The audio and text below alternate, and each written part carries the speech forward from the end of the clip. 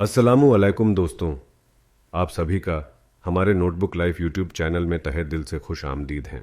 दोस्तों, हम आज की इस वीडियो में हज़रत साबिर पाक के सबसे प्यारे मुरीद व वारिश हज़रत शमसुद्दीन तुर्क पानीपती और दिल्ली के सुल्तान का एक तालीम याफ्ता वाक़या आपके सामने पेश कर रहे हैं।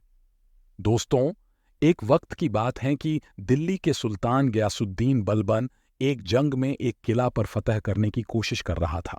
उसी दौरान दुश्मन ने किला बंद होकर निहायत ही हिम्मत से मुकाबला किया और किला पर कब्जा होने की तमाम शाही कोशिशें नाकाम बना दीं। बादशाह मुहासरा की तलवार से उकता गया। उसी दौरान में एक रात सख्त तूफान और बारिश आए, जिससे शाही फौज के घर गिर पड़े और जगह जगह पानी भर गया। तेज तूफान और मूसलाधार बारिश की वजह से तमाम खेमों में आग बुझ गई। उधर सर्दी की शिद्दत हुई कि रगों में खून मुंजमंद होने लगा। इस हालत में बादशाह के हाथ में खास यास का बादशाह के लिए वजू का पानी गर्म करने के लिए आग की तलाश में निकला, मगर उसे बहुत कोशिश करने के बाद भी आग का एक चिंगारी तक न मिला। वह थक कर एक जगह पर बैठ गया और मन ही मन कहने लगा, या अल्लाह मेरी मदद कर। तभी उसे दूर एक जगह पर रोशनी नजर आई। वह वहां पहुंचा तो देखा कि खेमा खड़ा है और उसमें चिराग जल रहा है। इसकी रोशनी में एक दरवेश कुरान हकीम की तिलावत कर रहा है। खादिम पर हैबत छा गई और उसे आग मांगने का होश ही न रहा। दरवेश ने खुद ही सर उठाकर पूछा, क्यों, क्या चाहिए तुम्हें? आग की जरूरत है तो नहीं? खादिम ने एहतराम के साथ जवाब दिया, जी अल्लाह के वली, आप तो सब जानते हैं।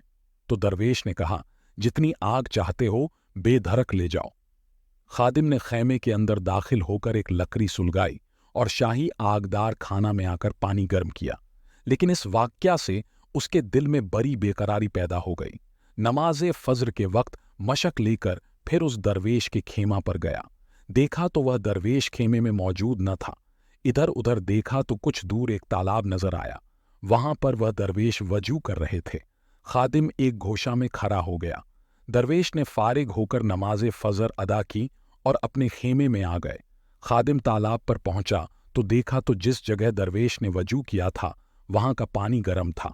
हालांकि सर्दी की शिद्दत से इर्द गिर्द का पानी जम गया था। खादिम ने उसी जगह से अपनी मशक में पानी भरा, उसको लेकर आबदार खाने में गया और अपनी अकल से मालूम कर लिया कि यह सब उसी दरवेश की अजमत और बरकत की सबब से हुआ है। लेकिन इस राज को दिल में ही रखा। दूसरे दिन नमाज़े फजर से कुछ पहले तालाब पर पहुंचा और पानी को देखा कि जमा हुआ है। वह एक दरख्त के पीछे छुपकर बैठ गया। इतने में वह दरवेश तालाब पर आए और उसके किनारे पर एक जगह बैठकर इनके सामने पानी ने उसी वक्त जोश मारा। उन्होंने वजू किया और तशरीफ ले गए। खादिम ने वहां से गर्म पानी की मशक भरी और सीधा सुल्तान की खिदमत में हाजिर हुआ। सुल्तान उस वक्त दरबारे आम में बैठा हुआ था। खादिम ने दस्त बस्ता अर्ज की, हुजूर, अगर मेरे एक राज को गलत में सुने तो घोष गुजार करो। सुल्तान ने गलत में जाकर उसको अपनी बात कहने का मौका दे। खादिम ने तमाम वाकयात बताया।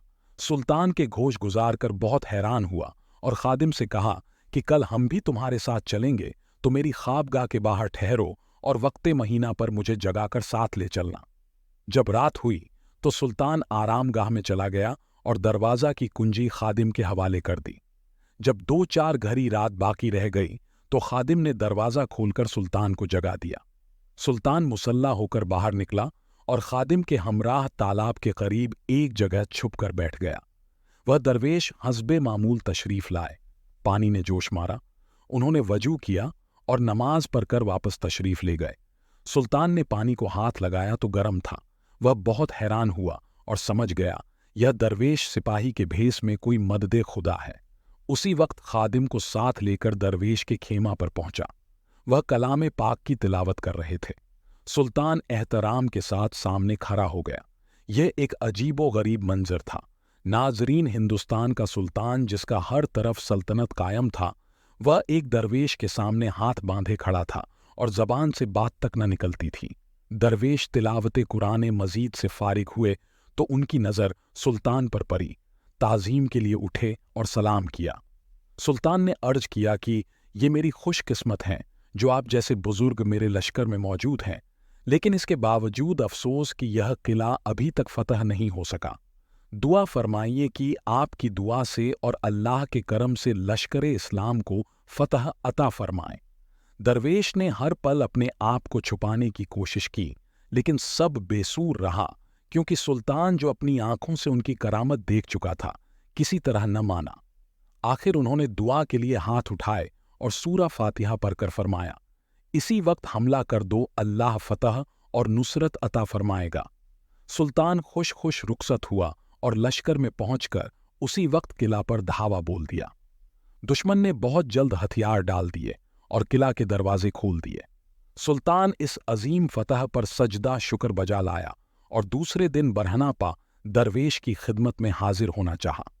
उन्हें बादशाह के इरादे का इल्म हुआ तो उन्होंने अपना तमाम माल असबाब पुखराज में तकसीम कर दिया और खुद एक कंबल ओढ़कर लश्कर से चल खड़े हुए। बादशाह उनके खानकाह पर गया तो खुद को खाली पाया।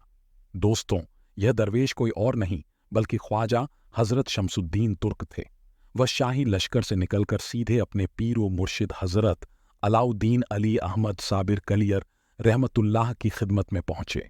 वहां से चंद दिन बाद उनको पानीपत जाने का हुक्म हुआ और उन्होंने बाकी जिंदगी इसी शहर में इस्लाहो तबलीग का फिजा अंजाम देते हुए गुजार दी। दोस्तों, यह शान है अल्लाह के वली और हजरत साबिर पाक के सबसे प्यारे हजरत शमसुद्दीन तुर्क के। अल्लाह हमेशा अपने वलियों के साथ रहते हैं। मेरे साथियों, आप सभी का बहुत बहुत शुक्रिया वीडियो को पूरा देखने के लिए। वीडियो पसंद आया है तो चैनल को सब्सक्राइब, लाइक एंड शेयर करना ना भूलें।